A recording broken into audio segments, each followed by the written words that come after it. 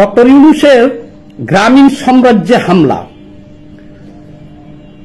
এই খবরটা সকল মিডিয়ায় আপনারা ইতিমধ্যে দেখেছেন। যে গ্রামীণ সাম্রাজ্য বলতে আমরা কি বুঝাইতে চাইতেছি, যেমন ধরেন গ্রামীণ ব্যাংক, গ্রামীণ টেলিফোন। তো ডক্টর ইউনূস ক্ষমতায় আসার পরপরই আপনারা জানেন যে এই গ্রামীণ সাম্রাজ্যটাকে উনি জনগণের জন্য কিছু করার আগেই, দায়িত্ব পালন করার আগেই এই গ্রামীণ সাম্রাজ্যটাকে পাকাপোক্ত করেছেন। উনি ক্ষমতায় আসার পরপরই গ্রামীণ ব্যাংকের 2029 সাল পর্যন্ত সরকারি কর বা সুদ মকুব করে নিয়েছেন। ওনার নিজের 606 কোটি টাকা, 666 কোটি টাকা এটা মকুব করাইছেন। আরো 200-300 মামলা ছিল যেটা শ্রমিকরা করেছিল, হাজার হাজার কোটি টাকা তাদের দাবি ছিল, সেগুলো সব শেষ করেছেন। তারপরে গ্রামীণ নামে বাংলাদেশে আরো অনেক বড় বড় প্রতিষ্ঠান নিয়েছেন, গ্রামীণ বিশ্ববিদ্যালয়, গ্রামীণ ওয়ালেট, গ্রামীণ অনেক কিছু আর কি, গ্রামীণ শক্তি টক্তি মিলেয়া অনেক কিছুই উনি নিয়েছেন। এখন এসব দেখা জনগণ বা বিভিন্ন রাজনৈতিক মহল বা বিভিন্ন গোষ্ঠী এখন গ্রামীণ মানেই ডক্টর ইউনূস, এখন স্বভাবত কারণেই এগুলো প্রতিষ্ঠান তার টার্গেটেড হয়ে গেছে। তো আমরা ইতিমধ্যে খবর পেয়েছি যে গ্রামীণ যেটা তাদের হেড অফিস মিরপুরে, সেখানেও 2 দফা হামলা হয়েছে। মানিকগঞ্জে গ্রামীণ ব্যাংকের একটা শাখায় আগুন দেওয়া হয়েছে, হামলা হয়েছে।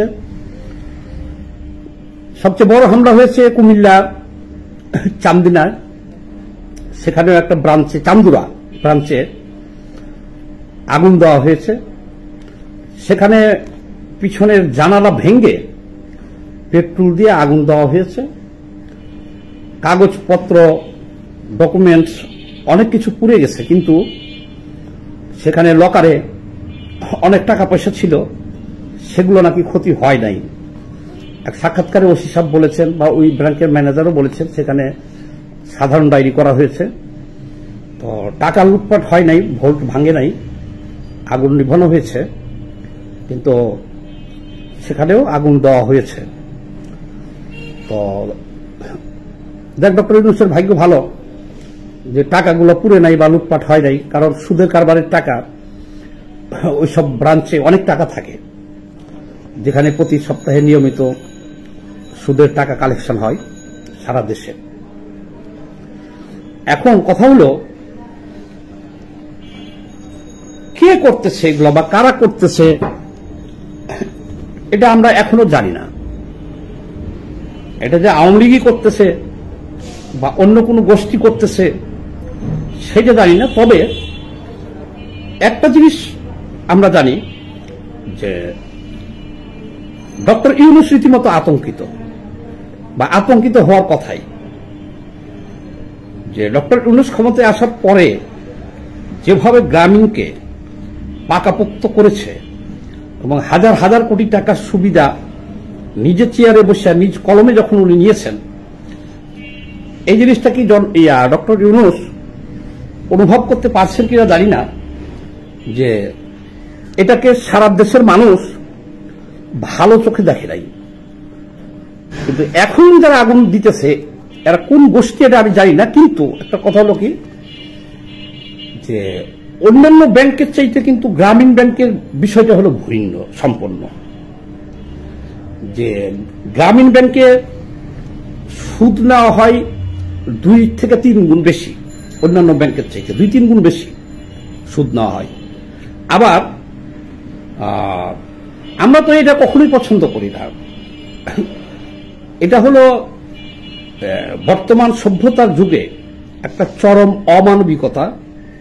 এটা হলো সুদের ব্যবসা করা ডাইরেক্ট, তাও সুদের মধ্যে একটা লিমিট আছে। আপনি যদি সরকারের যে কোনো শিডিউল ব্যাংক থেকে একটা সুদ নেন, ধর 5,000 টাকা নিলেন আপনি, বা 50,000 টাকা নিলেন, এই টাকাটা খাটানোর পরে আপনি 6 মাস পর, 1 বছর পর বা 2 বছর পর টাকাটা দিতে পারবেন। 2 বছর পর বা 3 বছর পর টাকাটা আপনি শোধ করতে পারবেন একবারে। আর গ্রামীণ ব্যাংকের সিস্টেমটা হলো, যেদিন আপনাকে টাকা দিবে পরের সপ্তাহ থেকে সুদে আসলে আপনাকে 1 সপ্তাহ পর থেকেই লভ্যাংশের একটা অংশ, সুদের আর আসলের একটা অংশ হিসাব করে প্রতি সপ্তাহে আপনাকে দিতে হবে। যদি না দিতে পারেন, না কোনো শব্দ এই গ্রামীণ ব্যাংকের ডিকশনারিতে নাই। আপনার ঘরের টিন বেচতে হবে, গরু বাছুর থাকলে বিক্রি করতে হবে, না হলে আবার অন্য কোন মহাজনের থেকে সুদ আইনে হলে দিতে হবে আপনাকে। আর না দিলে পারে আপনার এই যে কয়েকদিন আগে খুলনায় দেখেছেন, এই সপ্তাহে এক গৃহবধূ, এটা অবশ্য অন্য একটা সুদের প্রতিষ্ঠানে, কিস্তি দিতে পারে নাই, তো তার কানের স্বর্ণের দুল নিয়ে গেছে আর কাঁসার একটা বদনা নিয়ে গেছে তার। এটা ব্যাপক ভাইরাল হয়েছে ফেসবুকে, আপনারা দেখেছেন। তো এই যে ব্যাংকের কথা বলতেছি, যে সারা দেশে গ্রামীণ ব্যাংকের শুধু সদরে যে অফিসগুলো আছে এগুলো ভাড়া দিয়ে নেওয়া, আর বাকি সব অফিস কিন্তু তার গ্রামে গঞ্জে এবং ভাড়া ছাড়া। ওই যাদের কাছে কারবার করে, সুদে টাকা লাগায়, উঠায়, তাদেরই একটা বাড়ি ঘরে সাইনবোর্ড লাগিয়ে ওই ইউনিটে ওটা ব্যবহার করে। কাজেই ডক্টর ইউনূসের এখন যে অবস্থা দেখতেছি, যদি এই অবস্থা চলতে থাকে, ডক্টর ইউনূসের এই গ্রামীণ সাম্রাজ্যে নিরাপত্তা দেওয়ার মতো কোনো ক্ষমতা বাংলাদেশ সরকারের নাই, যে সরকারই আসুক নাই। কারণ কি, এই যে বললাম, এই গ্রামীণ ব্যাংকটা একেবারে প্রত্যন্ত গ্রামে গঞ্জে বিভিন্ন জায়গায় বেশি, শহরে তো নাই গ্রামীণ ব্যাংক, গ্রাম অঞ্চলে। এদের টার্গেট হলো ছিন্নমূল গরিব মানুষগুলোকে টার্গেট করা। স্বভাবত কারণে এই ব্রাঞ্চগুলো সব গ্রামে গঞ্জে এবং ফ্রি। তো যদি এগুলো জনগণের একবার যদি টার্গেট হয়ে যায় বা কোনো গোষ্ঠীর টার্গেট হয়ে যায়, এটা নিরাপত্তা দেওয়ার সাধ্য এখন তো ডক্টর ইউনূস সরকার নিজে ক্ষমতায়, ওনারও নাই, বা নেক্সট যে সরকার আসবে সেই সরকারও এগুলো নিরাপত্তা দিতে পারবে না। অন্যান্য ব্যাংক যেগুলো বড় বিল্ডিং এ থাকে, নিরাপত্তা থাকে, উপজেলা বা জেলা শহর বা রাজধানীতে থাকে, আর ওনার ব্যাংকগুলো হলো সব গ্রামে গঞ্জে ভাড়া ছাড়া ফ্রি ব্যাংক। কাজেই এখন ডক্টর ইউনূস ক্ষমতায় বসে উনার এই গ্রামীণ সাম্রাজ্যটা যেভাবে উনি পাকাপোক্ত করছিল, ওনার স্বপ্নটা আমার মনে হয় এই 2-3 দিনে ধূলিসাৎ হয়ে গেছে। কে করেছে, কারা করেছে, কোন গোষ্ঠী করেছে, এটা আমরা এখনো জানি না, কিন্তু এইটুকু অনুভব করতে পারি যে ওনার ক্ষমতায় আসার পরে গ্রামীণকে যেভাবে সারা দেশে বিস্তৃতি বা শক্তিশালী করেছে, বা যেভাবে অনৈতিকভাবে সরকারের কোষাগার থেকে সুযোগ সুবিধা নিয়েছে, এটাকে যদি ভালো চোখে দেখে না থাকে, জনগণ যদি অন্য চোখে দেখে, বাঁকা চোখে, তাহলে এটাকে ডক্টর ইউনূস কদিন থাকবো ক্ষমতায়?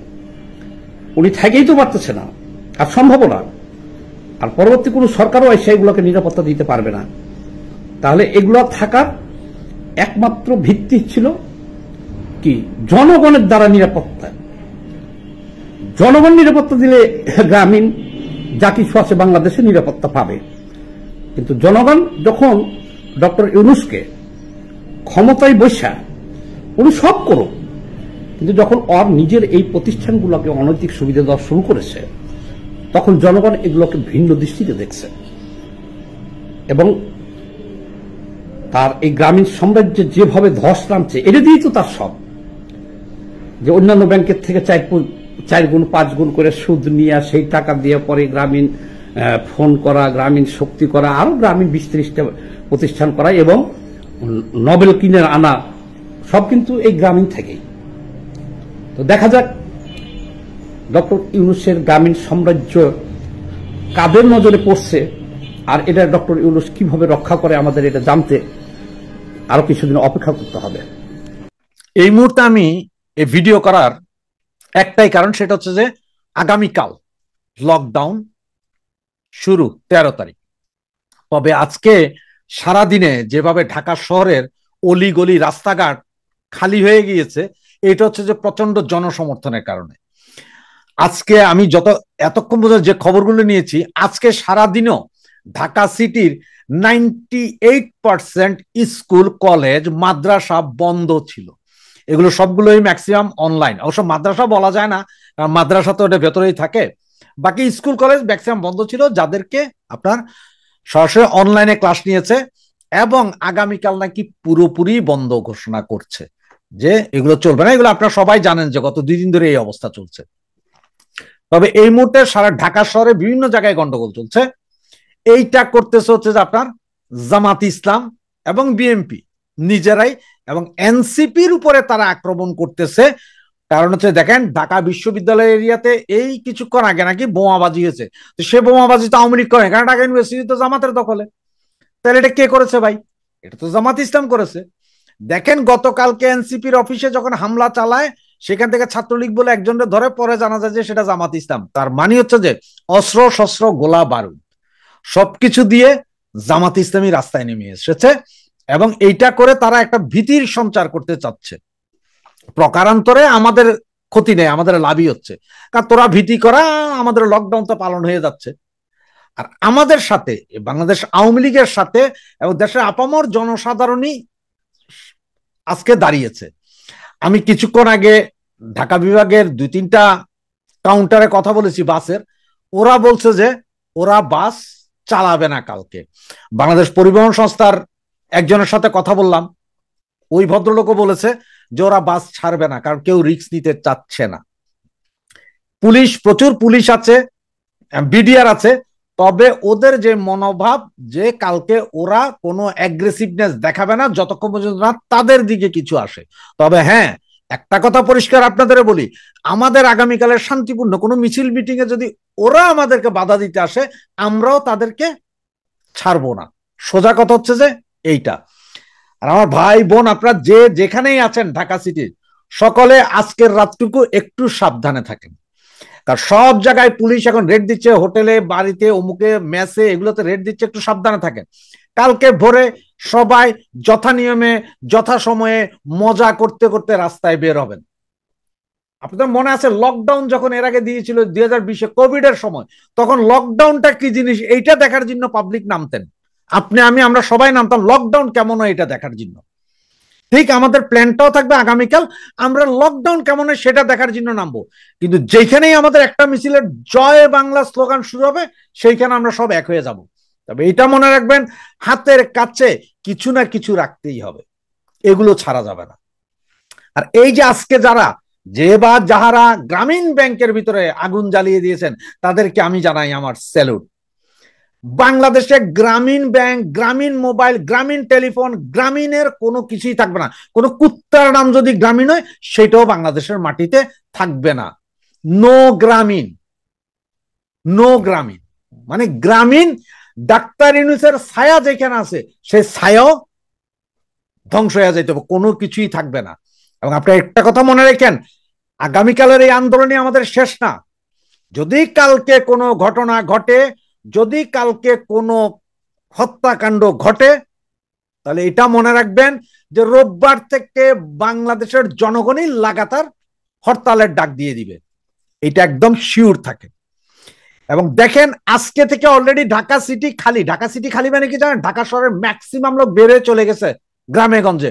তার মানে হচ্ছে তারাও জানে যে আর কাজ হবে না, ইউনূস তার গদি আর রক্ষা করতে পারবে না। কালকে দুপুরবেলা উনি জাতির উদ্দেশ্যে ভাষণ দিবেন, আর সেই ভাষণ শোনার জন্য, আরে ভাই, তাইলে সেই ভাষণ শোনার জন্য তুই অফিস আদালত বন্ধ করে দে, নাহলে দুপুরবেলা তোমার ভাষণ কে শুনবে? কেউ তো শুনবে না।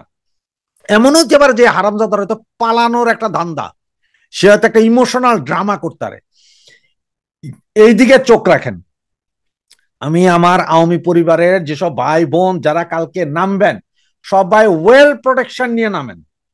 তার মানে আমার একটা ভাইকেও যদি কেউ ধরে, বাকিরা পালাবো না, প্রয়োজনে মইরা যাব, এই অবস্থা করে নামেন। এটা মনে রাখেন, একের বোঝা যেটা একজন যেটা বোঝা মনে করে 10 জনের জন্য সেটা বোঝা না। তার মানে আমরা যদি 10 জন 15 জন 20 জন যদি বুক ফুলে দাঁড়াইয়া যায় না, এইসব সন্ত্রাসী যারা ওই যে জামাত আর বিএনপি একটাও সামনে আসবে না। আর এনসিপি ওগুলো তো নাই, তারপরে দুই একটা কুকুর বিড়াল যদি সামনে পড়া যায় তো এগুলারে কি করতে হবে আপনারা জানেন। ওই যে কেলানি আছে না, কেলানি, একটু কেলানি দিয়া ওগুলাকে পুলিশের হাতে দেওয়া দেয়, কেলানি দিয়া সোজা চান্দে পাঠাই দিবেন। যেইটারে ধরবেন কেলানি, এরপরে চান্দে।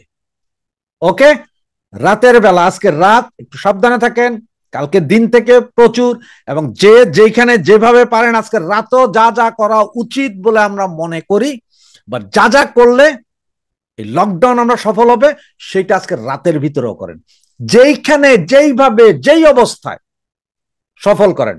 এবং আমি প্রশাসনকে বলবো, আমরা আন্দোলন শান্তিপূর্ণ, বাধা দিতে আসবেন না, তবে বাধা দিলে বাঁধবে লড়াই, সেই লড়াইয়ে জিততে হবে। এটি হচ্ছে আমাদের মূল কথা। জয় বাংলা, জয় বঙ্গবন্ধু।